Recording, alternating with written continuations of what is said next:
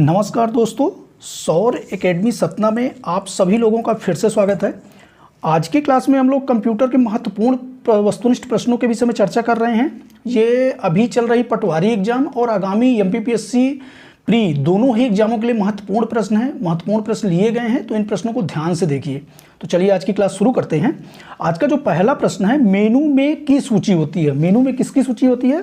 तो मेनू में विभिन्न कार्यों को करने के लिए ऑप्शनों की बहुत सारी श्रृंखला होती है। बहुत सारे ऑप्शन होते हैं, जैसे cut, copy paste, redo, undo इत्यादि बहुत सारे ऑप्शन होते हैं। और हर एक मेनू में क्या होता है, ड्रॉप डाउन लिस्ट होती है, जिसमें क्या होता है, कमांडो का कलेक्शन होता है। तो मेनू में किसका कलेक्शन होता है? ये किसकी सूची होती है? कमांडो की सूची होती है। मेनू में कमांडो की सूची होती है। नेक्स्ट देख लेते हैं। ईमेल के दो भाग कौन कौन से होते हैं?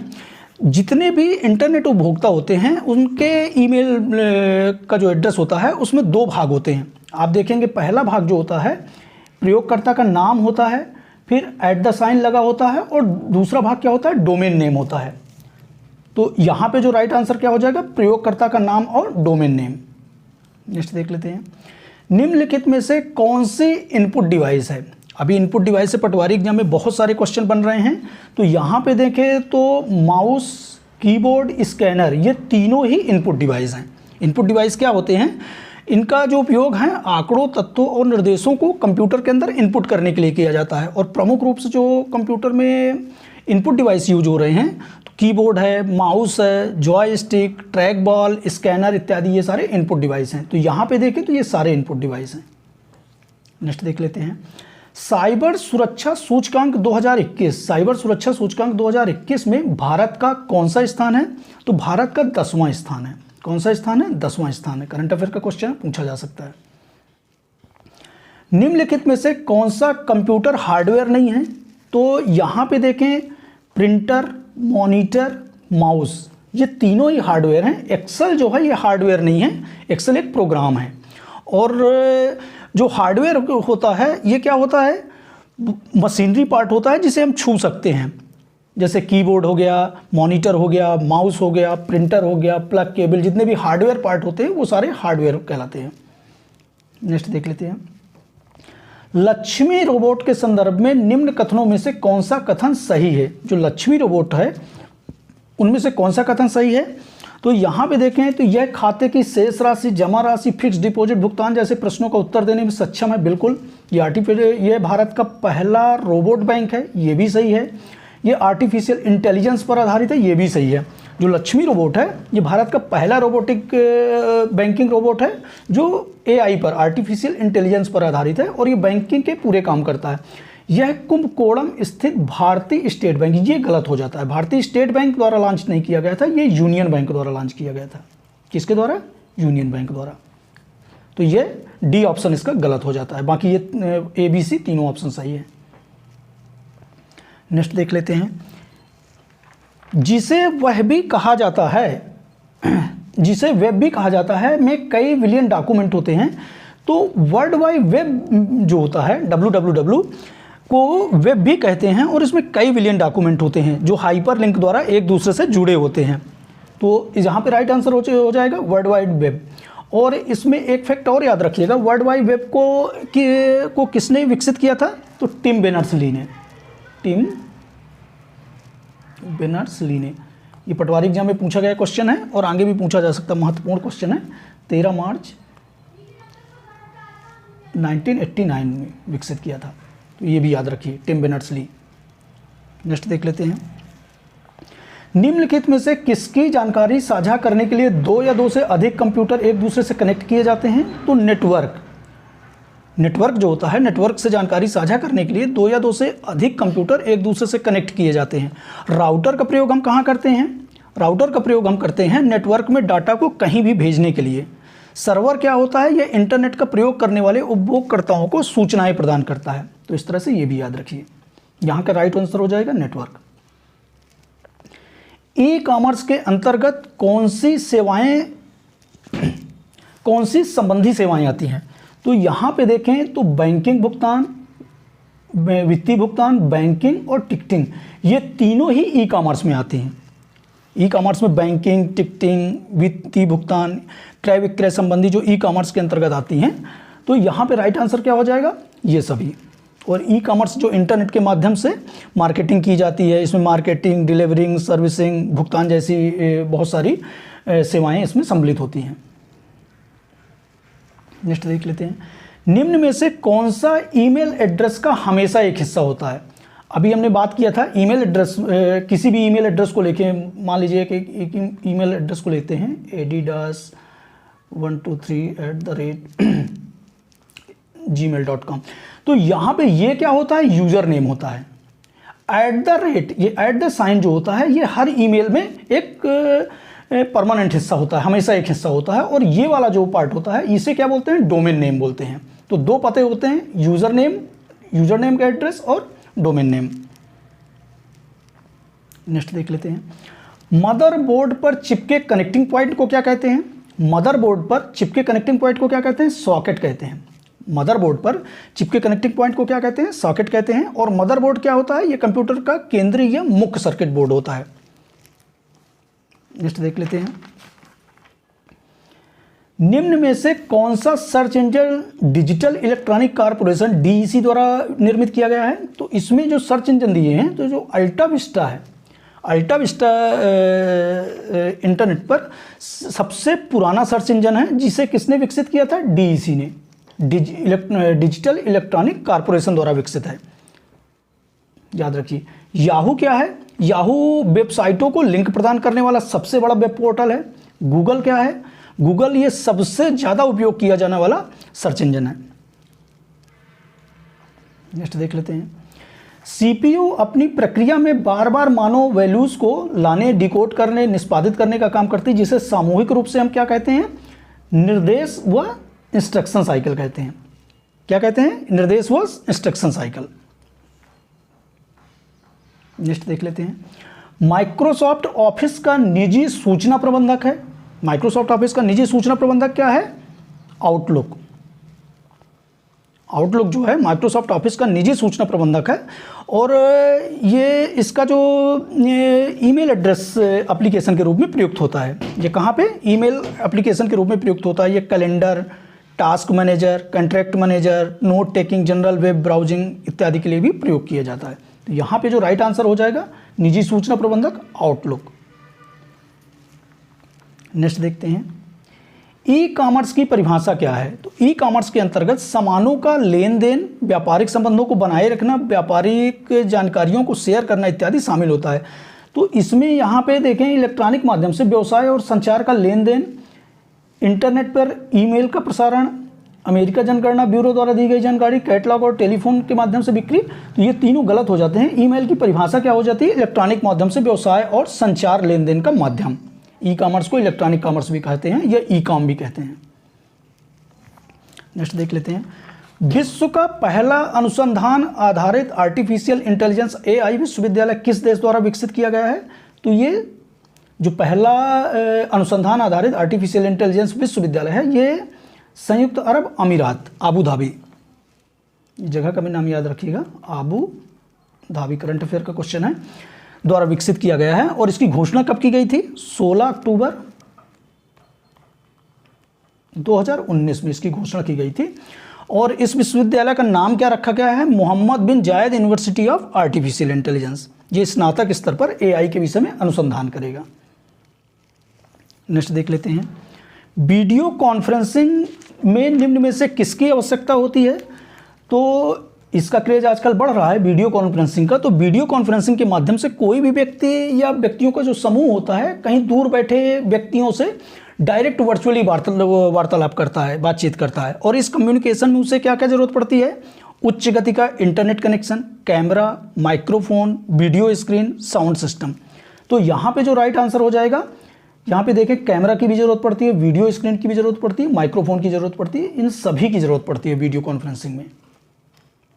नेक्स्ट देख लेते हैं, सुविधा से उपयोगकर्ता यूजर अपने ड्राइवर द्वारा सिस्टम से जुड़ी डिवाइस को प्रदर्शित कर सकते हैं। तो ये क्या होता है, डिवाइस मैनेजर। डिवाइस मैनेजर जो होता है, डिवाइस मैनेजर सुविधा से उपयोगकर्ता अपने ड्राइवर द्वारा सिस्टम से जुड़ी डिवाइस को प्रदर्शित कर सकते हैं। और ये जो माइक्रोसॉफ्ट विंडोज़ हैं अभी वर्तमान में जितने भी आ रहे हैं, 10, 87 XP 2003 2010 इनमें सारों में ये सुविधा उपलब्ध है। तो यहाँ पे जो राइट आंसर हो जाएगा डिवाइस मैनेजर।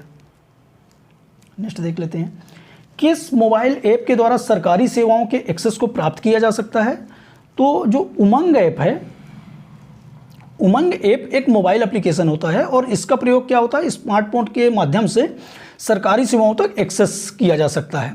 इसका नाम क्या है उमंग का? Unified mobile application for new age governance. ये याद रखिएगा, महत्वपूर्ण है। क्या है इसका नाम? Unified mobile application for new age governance. Next देख लेते हैं, किस इनपुट डिवाइस की सहायता से किसी वस्तुनिष्ठ प्रकार की प्रयोगात्मक परीक्षा की उत्तर पुस्तिका की जांच की जाती है? तो जो प्रयोगात्मक परीक्षा की उत्तर पुस्तिका की जांच की जाती है वो किससे की जाती है? OMR से। किससे की जाती है? OMR से। OMR का फुल फॉर्म क्या है? Optical mark reader. Full form से प्रश्न पूछे जाते हैं, इनको याद रखिए, ऑप्टिकल मार्क रीडर। यहाँ पे OCR को देख लेते हैं। OCR का फुल फॉर्म क्या होता है? Optical character recognition. ये भी याद रखिए, ऑप्टिकल कैरेक्टर रिकॉग्नाइजेशन। MICR का फुल फॉर्म क्या होता है? Magnetic ink character recognition. Magnetic ink character recognition. Full form से प्रश्न पूछे जाते हैं, इनको याद रखिए। नेक्स्ट देख लेते हैं, देश का प्रथम कंप्यूटर साक्षर जिला कौन सा है? हम सभी को पता है कि सबसे जो साक्षर राज्य है वो कौन सा है? केरल राज्य। केरल राज्य का जो मलप्पुरम जिला है ये देश का प्रथम कंप्यूटर साक्षर जिला है। मलप्पुरम जो जिला है ये देश का पहला कंप्यूटर साक्षर जिला है।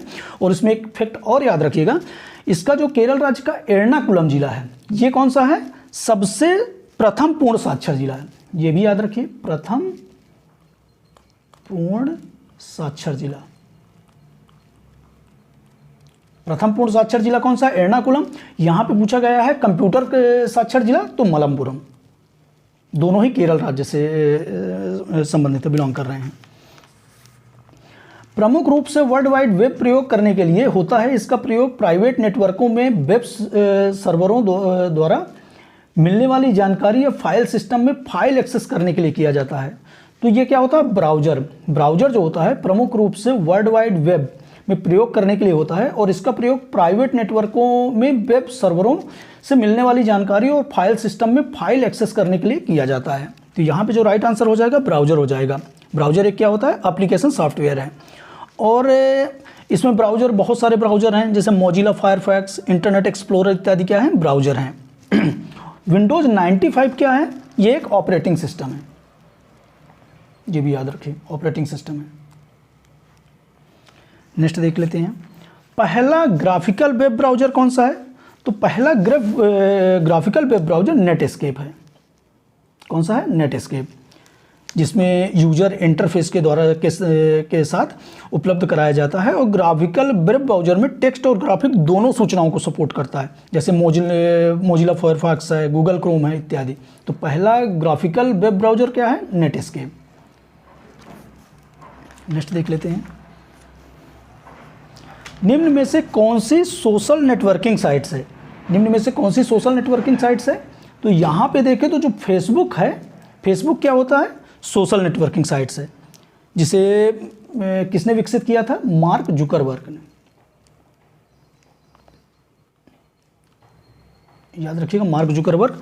और ये कब लॉन्च किया था? 2004 में। डेट भी याद रखिएगा।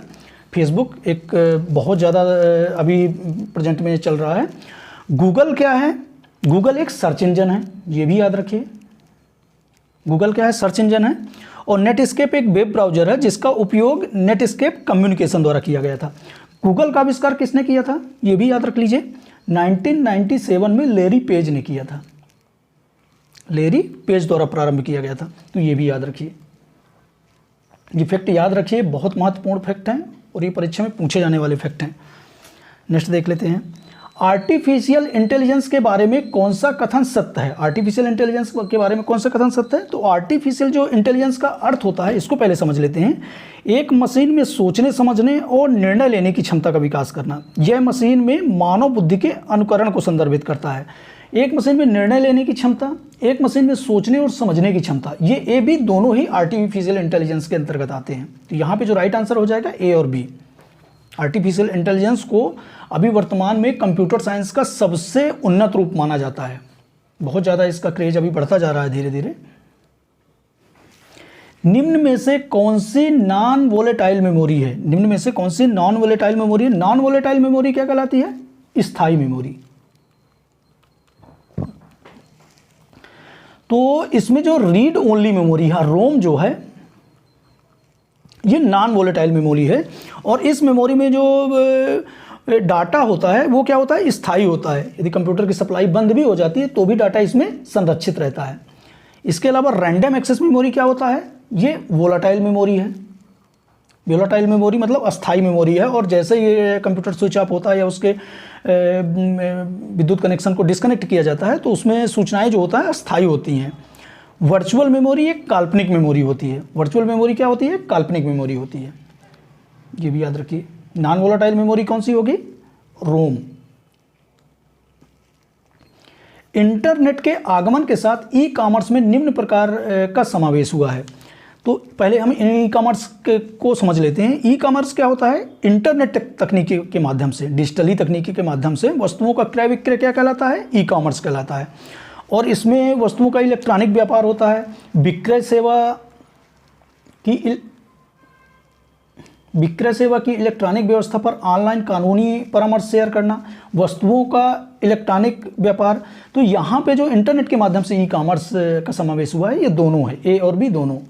यहाँ पे जो राइट आंसर हो जाएगा क्या हो जाएगा? सी हो जाएगा, ए और बी दोनों। नेक्स्ट देख लेते हैं। गूगल एप्स फॉर वर्क का सामान्य नाम क्या है? गूगल एप्स फॉर वर्क का सामान्य नाम क्या है? Live suit. Google apps for work का सामान्य नाम क्या है? लाइव सूट है।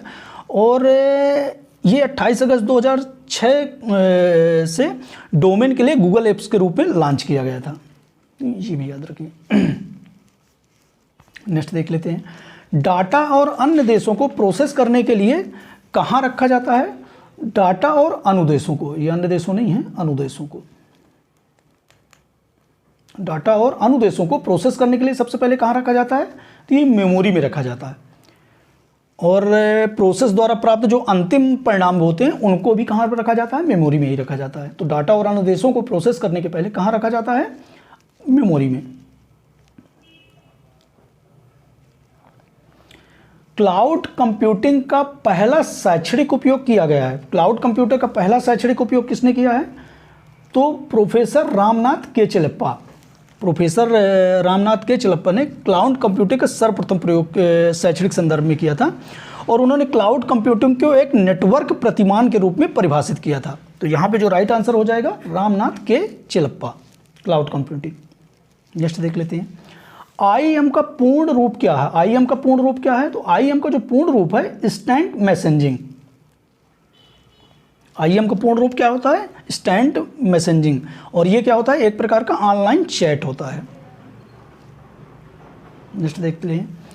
आर्टिफिशियल इंटेलिजेंस से क्या लाभ हैं? जो आर्टिफिशियल इंटेलिजेंस से क्या लाभ हैं, तो यहाँ पे ऑप्शन देखें। कोई भावना नहीं, कम त्रुटियां, तेज निर्णय, ये तीनों ही आर्टिफिशियल इंटेलिजेंस से लाभ हैं। मानवीय गुणों के अनुरूप सोचने, समझने एवं तर्क करने की क्षमता के विकास को कंप्यूटर में क्या कहा जाता है? आर्टिफिशियल इंटेलिजेंस कहा जाता है। और ये इसके जो मुख्य लाभ हैं, कम त्रुटियां, तेज निर्णय, कोई ब्रेक नहीं, कोई भावना नहीं इत्यादि, इसमें आर्टिफिशियल इंटेलिजेंस के लाभ हैं। तो यहाँ पे जो राइट आंसर हो जाएगा ये तीनों। नेक्स्ट देख लेते हैं। यदि किसी डोमेन नाम के आखिर में .edu.us है तो ये क्या है? तो यदि हम .edu की बात करें तो ये इसका अर्थ होता है एजुकेशन, ये एजुकेशन से संबंधित है। .edu.us क्या है? ये होता है यूएसए की एक शैक्षणिक संस्था है, यूएसए की एक शैक्षणिक संस्था है। तो यहाँ पे जो राइट आंसर हो जाएगा, किसका डोमेन नेम है आखिर में? .edu.us, यूएसए की शैक्षणिक संस्था। नेक्स्ट देख लेते हैं। मोबीक्विक डिजिटल पेमेंट ऐप को किसने लॉन्च किया था? मोबीक्विक डिजिटल पेमेंट को किसने लॉन्च किया था? तो ये लॉन्च किया था विपिन सिंह ने। किसने लॉन्च किया था? विपिन सिंह ने। और मोबीक्विक क्या है? एक ई वॉलेट पेमेंट सिस्टम है जिसको 2009 में लॉन्च किया था, जो अपने उपयोगकर्ताओं को पैसे स्टोर करने की सहायता प्रदान करता है। तो यहाँ पे जो राइट आंसर हो जाएगा विपिन सिंह। पहला यूआरएल किसने बनाया था? तो पहला यूआरएल किसने बनाया था? टिम बेनर्स ली ने। पहला यूआरएल 1991 में में किसने बनाया था? टिम बेर्नर्स-ली ने बनाया था, जो वर्ल्ड वाइड वेब पर हाइपरलिंक को प्रकाशित करने में प्रयोग किया जाता है। और इसका जो फुल फॉर्म क्या है? Uniform resource locator. ये भी याद रखिए, यूनिफॉर्म रिसोर्स लोकेटर।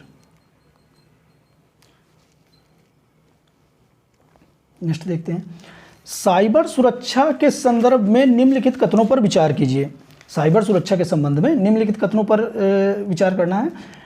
सॉफ्टवेयर की सुरक्षा, हार्डवेयर की सुरक्षा, डेटा की सुरक्षा। साइबर सुरक्षा के हिसाब से देखें तो ये तीनों ही सही हो जाते हैं। साइबर सुरक्षा एक तरह की सुरक्षा प्रणाली होती है जो इंटरनेट से जुड़े सिस्टम के लिए होती है, और इसमें कंप्यूटर के हार्डवेयर, सॉफ्टवेयर और डाटा की सुरक्षा शामिल होती है। तो यहाँ पे जो राइट आंसर हो जाएगा क्या हो जाएगा? ए तीनों, डी। नेक्स्ट देख लेते हैं, सोशल इंजीनियरिंग से क्या तात्पर्य है? सोशल इंजीनियरिंग क्या होती है? सोशल इंजीनियरिंग जो होती है ये जालसाजी होती है, एक प्रकार की जालसाजी होती है। यह एक तरीके का हमला होता है। इसमें आपने देखा होगा कि फर्जी कॉल आते हैं और वो कॉल के माध्यम से आपसे बहुत सारी निजी जानकारी प्राप्त करने की कोशिश करते हैं। निजी डाटा हो गया, एटीएम पासवर्ड हो गया, खाता संख्या हो गया, ओटीपी इत्यादि प्राप्त करने की कोशिश करते हैं। तो ये क्या होता है? ये सब क्या किस में आता है? सोशल इंजीनियरिंग में आता है। और ये क्या है? एक प्रकार की जालसाजी। नेक्स्ट देख लेते हैं, इलेक्ट्रॉनिक मीडिया के माध्यम से नागरिकों को सभी सेवाएं उपलब्ध कराने के लिए भारत सरकार की एक पहल है। इलेक्ट्रॉनिक मीडिया के माध्यम से भारत सरकार की एक कौन सी पहल है? राष्ट्रीय ई गवर्नेंस योजना। राष्ट्रीय ई गवर्नेंस योजना भारत सरकार द्वारा एक पहल है जिसमें इलेक्ट्रॉनिक मीडिया के माध्यम से भारत के नागरिकों को सभी सरकारी सेवाएं उपलब्ध कराई जाती हैं। और इसकी शुरुआत कब हुई थी? 2006 से हुई थी, 18 मई 2006 से, जिसमें 27 मिशन मोडों को शामिल किया गया था। 2020 में इसे 44 मिशन मोड प्रोजेक्ट इसमें शामिल किए गए हैं। यहाँ पे राइट का आंसर क्या हो जाएगा? राष्ट्रीय ई गवर्नेंस योजना। याद रखिए, निम्न में से कौन समय संकेतों का प्रयोग करते हुए विभिन्न संचालनों ऑपरेशन का समन्वय करता है? तो इसमें जो है, निम्न में से कौन समय संकेतों का प्रयोग करते हुए विभिन्न संचालनों ऑपरेशनों का समन्वय करता है? कंप्यूटर के अंदर कौन समन्वय करता है? तो ये कंट्रोल यूनिट होता है। कंट्रोल यूनिट जो होता है सीपीयू का एक भाग होता है, और ये कंप्यूटर के सभी भागों के कार्यों पर क्या करता है? नज़र रखता है, समन्वय बैठाता है और उन्हें अनुदेश भी भेजता है। और यहाँ पे जो राइट आंसर क्या हो जाएगा? Control unit. Input output unit, input क्या होता है? डाटा को कंप्यूटर में भेजने के लिए, जैसे कीबोर्ड, माउस। आउटपुट क्या होता है? हमें जो डाटा और निर्देश प्राप्त करने होते हैं उनके परिणाम के रूप में प्रदर्शित करता है, जैसे प्रिंटर के थ्रू, मॉनिटर के थ्रू। सीपीयू क्या होता है? ये सभी प्रकार की अंकगणितीय क्रियाएं और तुलनात्मक क्रियाएं जो होती हैं इसमें होती हैं। तो यहाँ पे जो राइट आंसर हो जाएगा कंट्रोल यूनिट। ये सभी प्रकार से कंप्यूटर को के ऊपर नज़र रखता है, समन्वय करता है और उन्हें निर्देश भी देता है। नेक्स्ट देख लेते हैं, लैन, वैन और मैन विभिन्न क्षेत्रों को कवर करने वाले कंप्यूटर नेटवर्क हैं। इनके पहले अक्षर एल, डब्ल्यू और एम का अर्थ क्या है? जो लैन, वैन और मैन है इसमें सिर्फ अंतर होता है भौगोलिक स्थिति का। लैन जो होता है लोकल एरिया नेटवर्क, वैन जो होता है वाइड एरिया नेटवर्क, और मैन जो होता है मेट्रोपॉलिटन एरिया नेटवर्क। तो यहाँ पे जो एल, डब्ल्यू और एम का अर्थ होता है, एल का होता है लोकल, डब्ल्यू का होता है वाइड और एम का होता है मेट्रोपॉलिटन। तो यहाँ पे जो राइट आंसर हो जाएगा लोकल, वाइड और मेट्रोपॉलिटन। और इसमें सब भौगोलिक स्थिति का अंतर होता है। लोकल एरिया में लैन का प्रयोग, वाइड एरिया में वैन का प्रयोग, और मेट्रोपॉलिटन बहुत बड़े क्षेत्र में मैन का प्रयोग होता है।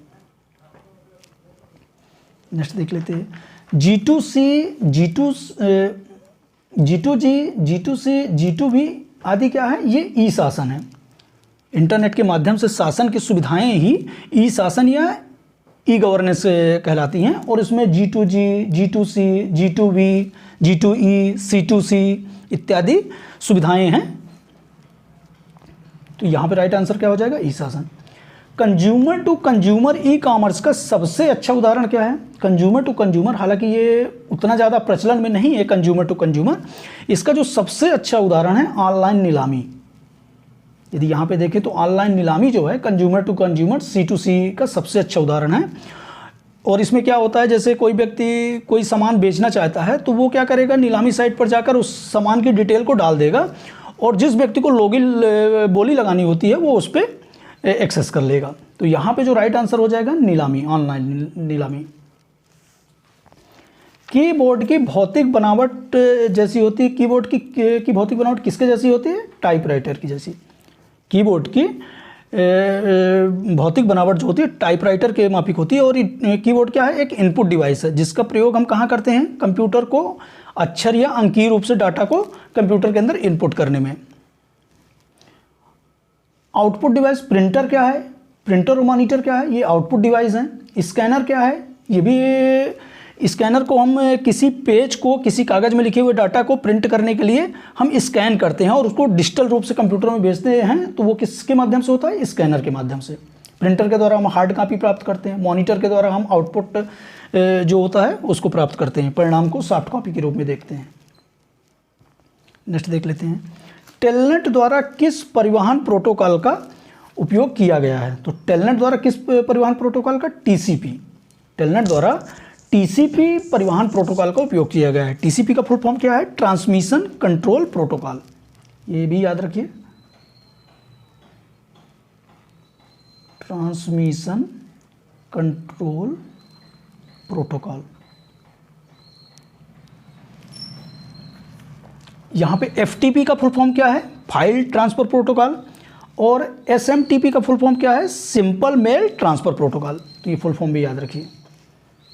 नेक्स्ट देख लेते हैं, इलेक्ट्रॉनिक कॉमर्स को अन्य किस नाम से जाना जाता है। बहुत आसान क्वेश्चन है। इलेक्ट्रॉनिक कॉमर्स को हम किस नाम से जानते हैं, ई कॉमर्स। तो यहाँ पे जो राइट आंसर हो जाएगा क्या हो जाएगा, A और B दोनों सही। नेक्स्ट देख लेते हैं, एक सेमीकंडक्टर इंटीग्रेटेड सर्किट पर बनाई गई प्रोग्राम करने योग्य डिजिटल इलेक्ट्रॉनिक युक्ति है। तो जो माइक्रो प्रोसेसर होता है, माइक्रो प्रोसेसर एक सेमीकंडक्टर इंटीग्रेटेड सर्किट पर बनाई गई प्रोग्राम करने योग्य डिजिटल इलेक्ट्रॉनिक युक्त है, जो क्या करते हैं, किसी सेंट्रल प्रोसेसिंग यूनिट के सभी कार्य को करती है और यह केवल मशीनी भाषा को समझती है। मदरबोर्ड की बात करें तो मदरबोर्ड क्या होता है, एक मुख्य सर्किट बोर्ड होता है, CPU सेंट्रल प्रोसेसिंग यूनिट, जिसमें अर्थमेटिकल एंड लॉजिकल ऑपरेशन को एग्जीक्यूट किया जाता है। तो यहाँ पे ये सभी याद रखिएगा। यहाँ पे जो राइट आंसर है माइक्रो प्रोसेसर। एक ईमेल मैसेज को किसके द्वारा प्रोटेक्ट किया जाता है, एक ईमेल मैसेज को किसके द्वारा प्रोटेक्ट किया जाता है, तो इनक्रिप्शन के द्वारा।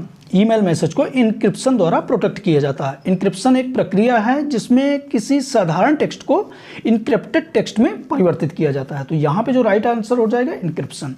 इसमें क्या होता है, साधारण टेक्स्ट को इनक्रिप्टेड टेक्स्ट में परिवर्तित किया जा सकता है।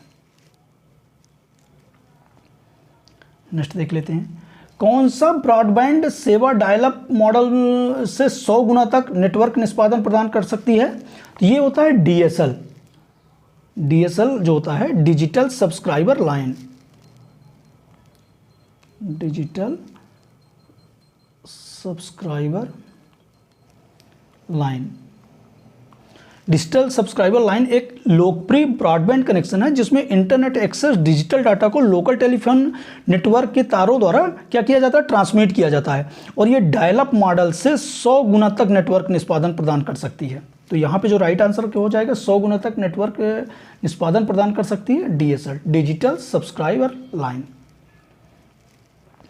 निम्न में से इंटरनेट पर उपलब्ध इंटरकनेक्टेड डॉक्यूमेंट या पेजेस और अन्य रिसोर्सेज का एक समूह है। तो इसमें से कौन सा है, जो www वर्ल्ड वाइड वेब है वो इंटरनेट पर उपलब्ध इंटरकनेक्टेड या पेजेस व अन्य रिसोर्सेज का एक समूह है। और www को किसने विकसित किया था, अभी हमने देखा है टिम बेर्नर्स-ली ने। टिम बेर्नर्स-ली ने कब किया है, 13 मार्च 1989, ये डेट भी याद रखिए। कंप्यूटर सुरक्षा में किसी व्यक्ति की उसकी अपनी जैविक विशेषताओं की माप करता है। कंप्यूटर सिस्टम में कंप्यूटर सुरक्षा में क्या होता है, बायोमेट्रिक जो होता है किसी व्यक्ति की उसकी जैविक विशेषताओं की माप की पहचान करता है। यह इसका प्रयोग जो होता है, कोई भी संस्था है उसमें कर्मचारियों और संस्थान में विद्यार्थियों की उपस्थिति को दर्ज कराता है। और आपने देखा होगा जो राशन की दुकानों वगैरह में भी आजकल थंब से बायोमेट्रिक परीक्षण किया जाता है, मोबाइल में भी आपके बायोमेट्रिक थंब का सुविधा है।